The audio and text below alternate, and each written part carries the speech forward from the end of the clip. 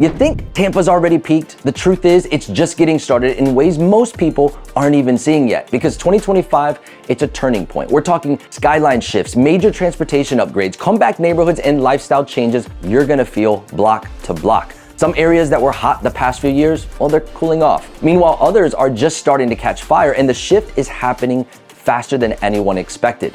We're gonna cover it all today. What's rising, what's fading, where the jobs are going, which neighborhoods are waking up, and how Tampa's culture is leveling up right along with it. If you live in Tampa, or you're just trying to keep up with what's really going on here, this is the update you need.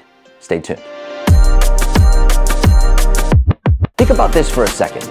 You're driving through South Tampa on a random Tuesday. Sun's out, Bayshore is packed with joggers, but just past that familiar stretch of homes, bam! You see scaffolding, cranes, and an entire new build rising where there used to be nothing but grass and rumors. That moment, it's happening all across the city right now. Quiet streets turning into hot zones, empty corners filling in with towers, trails, and rooftop bars. And the thing is, most people won't really notice it until it's already finished. But if you catch it early, you start to understand how fast Tampa's changing and where the future's headed. Let's start with the skyline, because what's happening above eye level is about to shift everything beneath it. Right now, Tampa's skyline is in the middle of a full-blown identity shift. And it's not subtle. This isn't one tower going up downtown and a couple renderings on a fence. This is a citywide construction pulse that's reshaping how, where, and why people want to live here. Start down in South Tampa. It hits you fast. That once quiet waterfront stretch near Gandy and Bayshore and anything north along the waterfront, it's getting gutted and rebuilt. Developers are scooping up tear-down lots, post-storm homes are being replaced with elevated customs, and the buzz around potential future mixed use and luxury projects is getting louder. This isn't paint and polish, this is a full waterfront flip. And if you're nearby in Ballast Point or even further north near West Shore, you're gonna feel that ripple.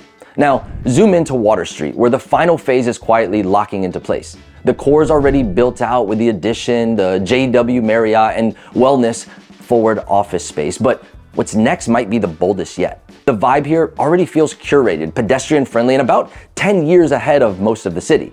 Then swing west to Midtown. Phase 2 is picking up speed. Expect more rooftops, micro units, co-working expansions, all piggybacking off the live, work, play model that actually works.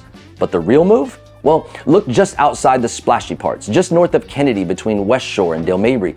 These are examples of zones getting looked at now. And we can't mention the skyline in Water Street without talking Brightline. The station is coming. Full stop. It's not if, it's just how close to Channelside does it land? Once that location drops, the surrounding blocks, well, they go from overlooked to overvalued real quick. High-speed rail connecting Tampa to Orlando and Miami doesn't just boost travel, it creates a new layer of commuter logic Tampa's never had before. And listen, if any of these areas are on your radar right now, this is the moment to get clear with your move. My team and I work with buyers, sellers, and relocators across the zones every single week. We know the updates, the hotspots, the builders in the new communities, and where the window is still open. So if you're serious about getting ahead of the next wave, reach out. Our contact info is below and pinned in the chat. We'd love to be your go-to Tampa real estate team before this next chapter gets written without you. Because while everyone's looking at what's rising downtown, the real stories are playing out just a few blocks away. Let's go ahead and talk about the neighborhoods that are quietly coming back to life and why they're getting attention in 2025 for all the right reasons. So while all eyes are on Tampa's rising skyline, the real power moves, they're happening on the ground in neighborhoods you've probably driven through 100 times without thinking twice. Let's start in South Tampa, where post-storm recovery has turned into a full-on transformation. At the beginning of the year, parts of this area were still recovering from surge damage and older homes that sat just a little too low. Now, they're being torn down, rebuilt, and elevated, not just in structure, but in style. We're seeing flood-resistant customs with sleek architecture, new construction popping up on streets that used to feel frozen in time, and a noticeable shift in buyers who once only considered West Shore, now looking a little deeper south. And then there's the sleeper comeback of Carrollwood and Westchase. They weren't the trendy picks 2 years ago, but they are now. People are starting to ask smarter questions like, how far inland do I really want to be? What neighborhoods give me space, schools, and a little more stability? These areas check all the boxes, good bones, time-tested, and established trees that weren't planted 5 minutes ago. For families and folks burned on the price wars and the higher risk closer to the water, this part of town is starting to look like a good move. Now, let's talk about the Heights. And not just Seminole Heights. We're seeing momentum stretch into Tampa Heights, South Seminole Heights, and even parts of Riverside and Wellswood, especially with the gas works and West River developments on the rise. The vibe here? Local, creative, and just far enough from the chaos to feel authentic. Coffee shops, warehouse to brewery conversions, infill homes, you can feel the early stage energy again. There's talk of expanded zoning, allowing more ADUs in some of these areas, and it's like a second wave is building. And the folks who missed the boat on Seminole Heights the first time around, yeah, they're starting to pay attention. Now, on the flip side, yes, there are new builds still thriving in 2025.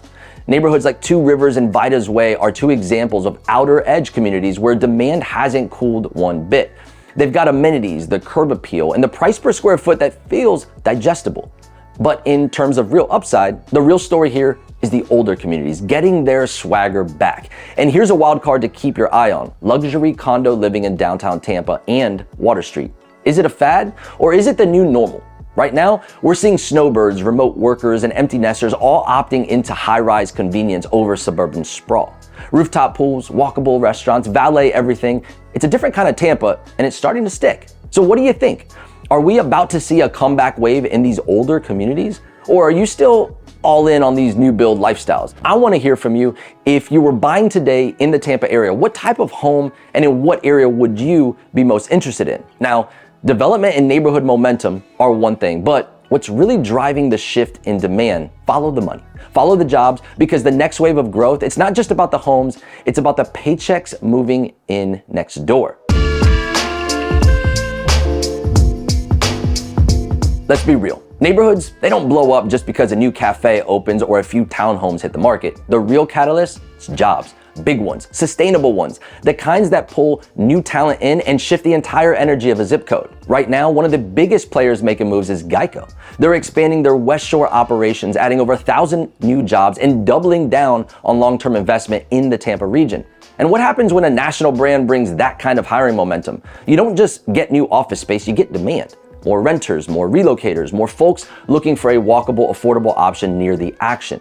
So go ahead and keep your eye on zip codes like 33607 and 33609, because that ripple effect, it's already showing. But GEICO's just the beginning, and while nothing's breaking news just yet, there's definitely a shift happening, especially in the biotech and logistics space. Ybor and Channelside are both seeing more attention from the kinds of companies that want to be near talent, near transit, and near culture. Between the new development zones, the Brightline buzz, and the downtown energy picking up steam, don't be surprised if we start seeing a few unexpected industries planting roots here sooner than later. This wave of relocations and corporate expansion, it's not just boosting the employment market, it's shifting the buyer pool. See, we're seeing mid-career professionals, remote execs, and dual-income couples from cities like Chicago, Boston, and the Bay Area starting to run the numbers on Tampa and realizing they can live better here without giving up career upside. And when the crowd comes in, they want lifestyle, proximity, and options. They're not all looking for the biggest house, they're looking for the smartest location. That's why if you're trying to understand where Tampa's headed next, it's not just about rooftops and renderings, it's about payrolls, office leases, and how fast a neighborhood can pivot from overlooked to oversubscribed. Now, jobs drive the people, but how these people move around the city, that's a whole nother story. And right now, Tampa's transit map, it's about to get some serious needed updates if they can actually go through with it. So let's talk about how people are really moving in and around Tampa in 2025, because if you haven't looked lately, it's not just I-275 and hope you don't hit traffic anymore. We're seeing a quiet transformation, and it's starting to connect the city in a way that actually starts to make sense. So picture this. You start your day in downtown St. Peter, Dunedin, hop on the Pinellas Trail, and cruise past waterfront parks and local cafes. That trail, well, it's gonna wind you through Clearwater, Safety Harbor, and right up to the Courtney Campbell Causeway, which, if you're not familiar, it's already one of the most scenic rides in the region. From there, you're on the direct line into Rocky Point and West Shore, crossing the bay on your own terms. And the new pedestrian and cycle infrastructure in the works on the Howard Franklin Bridge, well, we're not just talking about weekend rides, this is real commuter potential. Now you're in West Shore, Tampa's largest commercial district, and the one spot people still underestimate. So let's be real. With over a third of the employees in West Shore commuting from outside Hillsborough County, plus GEICO adding 1,000 new jobs this year, this area has to evolve. And it is. The West Shore development plan is adding wider sidewalks, buried utilities, more greenery, and safer bike paths. There's even a new transit hub planned at West Shore Plaza, set to connect HART buses, regional express lines, and possibly Brightline or Future Rail. And that's where it gets interesting, because from West Shore, you can drop into West Tampa, feed straight into the Green Spine, and connect to downtown, the Riverwalk, and eventually Ybor City. You could start on 2 wheels in Dunedin and end your day eating Cuban food in Ybor without ever getting on a highway. And this isn't just bike trails and good intentions. The Green Spine is already planning to slice right through downtown. The Riverwalk continues to expand towards Channelside. The Tico streetcar line is inching toward future extensions. And Brightline? Well, it's eyeing both Ybor and maybe West Shore as potential anchor stations, with the future routes stretching from Orlando to Tampa and long term.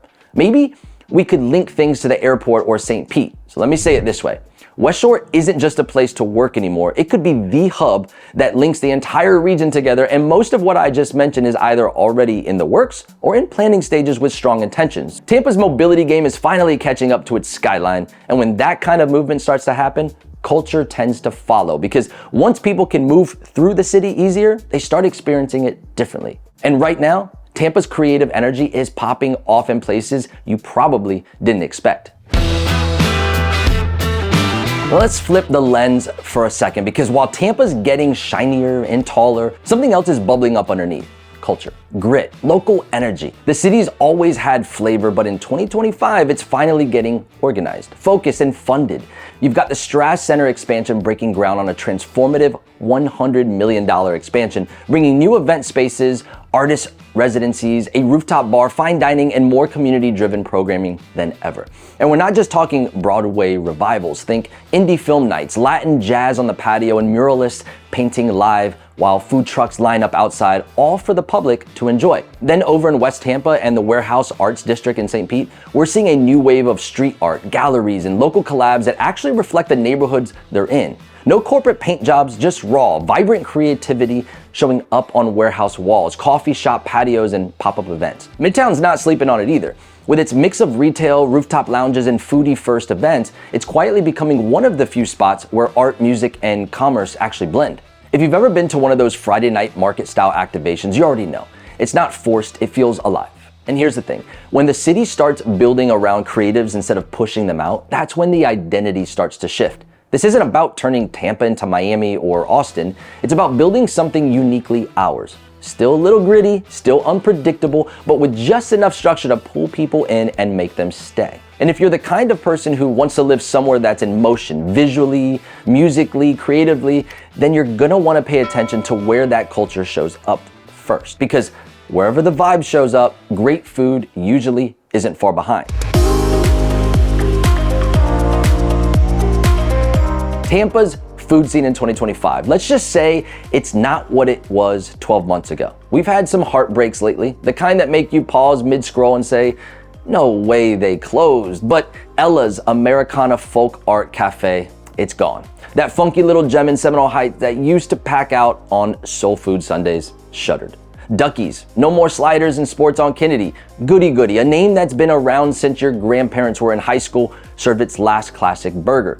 Even King State in Tampa Heights, that coffee meets cool hybrid that helped put the neighborhood on the map, done. But here's the thing about Tampa. We don't sit still, we pivot, we rebuild, and sometimes we level all the way up. Well, 2025 is already serving some serious replacements. So how about Mad Dogs and Englishmen 2.0? It's back, it's revived, and it's upgraded in South Tampa with its British pub soul intact, but now with a little more swagger and seating. Over in St. Pete, Elliot Astor has opened at the Vinoy, and if you're into high-end, Euro-inspired dining with white linen vibes and Gulf views, this is your new go-to.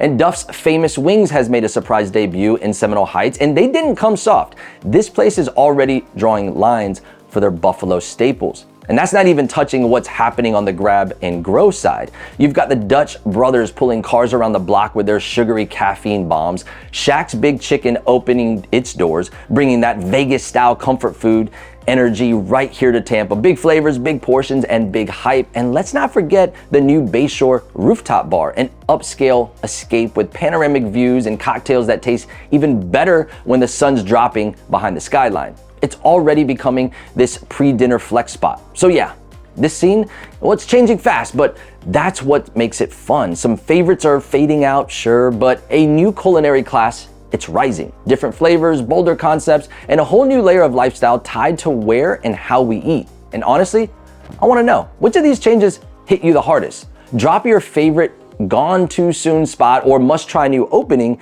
in the comments. Let's make sure Tampa's tastemakers are watching. Now, Tampa's taste buds are waking up, but so is its social calendar, because the next few months, they're stacked with festivals, parades, and headliners that are putting us on the national radar. Tampa's not just getting bigger, it's getting bolder. And if you're still wondering what it actually feels like to live here, well, let me put it to you this way. Check the calendar, not the skyline. Let's start with the music scene, because in 2025, it's been nothing short of stacked. We just wrapped up Country Thunder, a full-blown 3-day takeover at Raymond James. Then AC/DC blew the doors off the stadium in May, and Metallica is rolling in June 8th.